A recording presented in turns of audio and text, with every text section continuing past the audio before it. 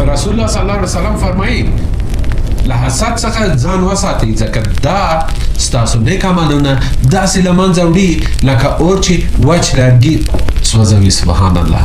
دا سنن ابن ماجه کې ده. دا حدیث موږ ته یو قوي پیغام راکوي.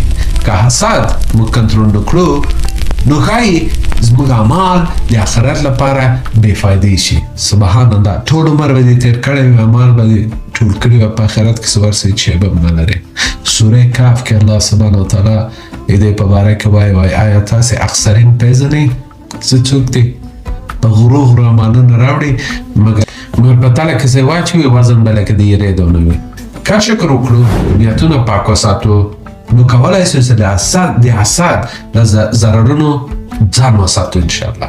په پای کې حسد یو طبیعي احساس دی، خو موږ دا توان لرو چې دا احساس کنټرول کړو. کله چې د حسد دواړه اړخونه وپېژنو، هم ضرر او هم امکان د خیر، نو دا کولی شي چې د موږ د شخصي او د روحاني ودې وسیله شي. راځئ چې شکر زده کړو، هدفونه وټاکو او خپل احساسات د مثبت بدلون لور ته بوځو انشاءالله.